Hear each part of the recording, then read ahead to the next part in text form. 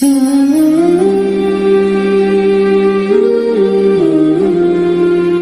اللہ الرحمن الرحیم۔ شروع اللہ کے نام سے کرتا ہوں جو بڑا مہربان نہایت رحم کرنے والا ہے۔ رحم دلی کے چند مزید واقعات، سخاوت اور بخل بھی رحم دلی کے اندر ہی آتے ہیں۔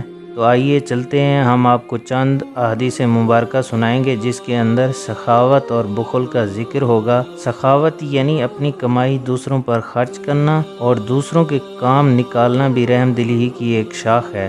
جس طرح بخل یعنی کنجوسی اور دوسروں پر خرچ نہ کرنا اور دوسروں کے کام نہ آنا بے رحمی اور سخت دلی ہی کی ایک خاص صورت ہے۔ ان دونوں کے بارے میں رسول اللہ صلی اللہ علیہ وآلہ وسلم کے چند ارشادات ہیں، تو آئیے ہم آپ کو وہ ارشادات سناتے ہیں۔ حضرت ابو ہریرہ رضی اللہ تعالیٰ عنہ سے روایت ہے کہ رسول اللہ صلی اللہ علیہ وآلہ وسلم نے فرمایا، سخی بندہ اللہ کے قریب ہے، یعنی اس کو قرب خداوندی حاصل ہے، نیز اللہ کے بندوں سے قریب ہے، یعنی اللہ کے بندے اس کی سخاوت کی صفت کی وجہ سے اس سے تعلق اور محبت رکھتے ہیں اور اس کے ساتھ لگے رہتے ہیں، اور جنت سے قریب اور دوزخ سے دور ہے۔ اور بخیل اور کنجوس آدمی اللہ سے دور یعنی قرب خداوندی کی نعمت سے محروم ہے، اللہ کے بندوں سے بھی دور ہے، کیونکہ اس کی کنجوسی کی وجہ سے وہ اس سے الگ اور بے تعلق رہتے ہیں، اور جنت سے دور اور دوزخ کے قریب ہے۔ اور بلا شبہ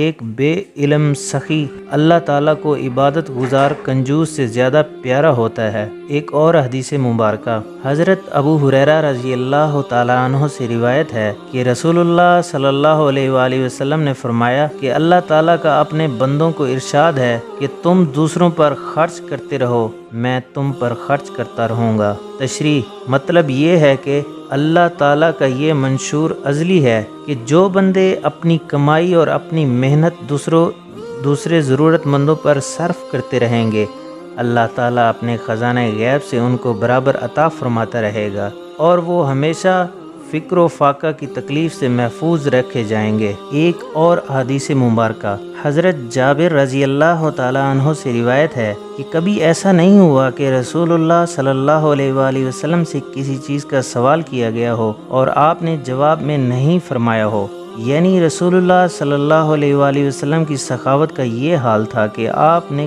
کبھی کسی سائل کو نہیں کہہ کر واپس نہیں کیا، بلکہ ہمیشہ ہر سائل کو دیا۔ اور کبھی کبھی ایسا بھی ہوا کہ آپ کے پاس نہ ہوا تو آپ نے قرض منگوا کر اس بندے کی ضرورت کو پورا کیا، یعنی کہ رسول اللہ صلی اللہ علیہ وآلہ وسلم ہر ضرورت مند کی ضرورت کو پورا کیا کرتے تھے، چاہے وہ قرض لے کر ہی پورا کیوں نہ کیا جائے۔ حدیث مبارکہ کا ترجمہ مزید حضرت ابو ہریرہ رضی اللہ تعالیٰ عنہ سے روایت ہے کہ رسول اللہ صلی اللہ علیہ وآلہ وسلم نے ارشاد فرمایا، اگر میرے پاس احد پہاڑ کے برابر سونا ہو تو میری خوشی یہی ہوگی کہ مجھ پر 3 راتیں بھی ایسی نہ گزریں کہ میرے پاس اس میں سے کچھ بھی باقی ہو، بجز اس کے کہ میں کسی قرض کی ادائیگی کے لیے اس میں سے کچھ روک لوں۔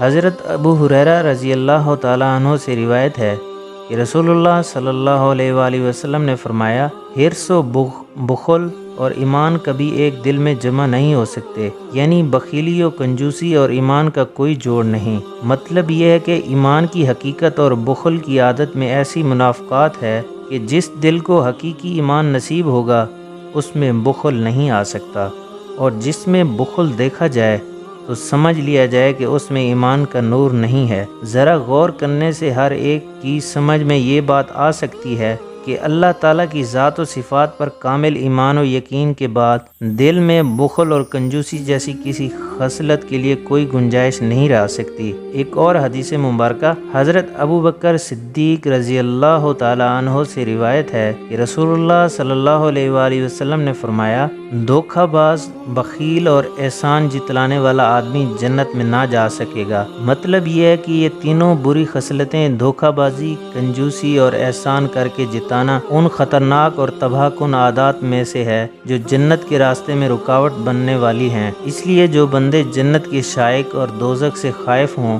ان کو چاہیے کہ ان عادتوں سے اپنی حفاظت کریں۔ آج کی حدیث مبارکہ یہی جو ہم نے آپ کو ترجمہ کے ساتھ سنایا ہے، جس کے اندر بخل تبخل اور احسان کے بارے میں آپ کو بتایا گیا ہے۔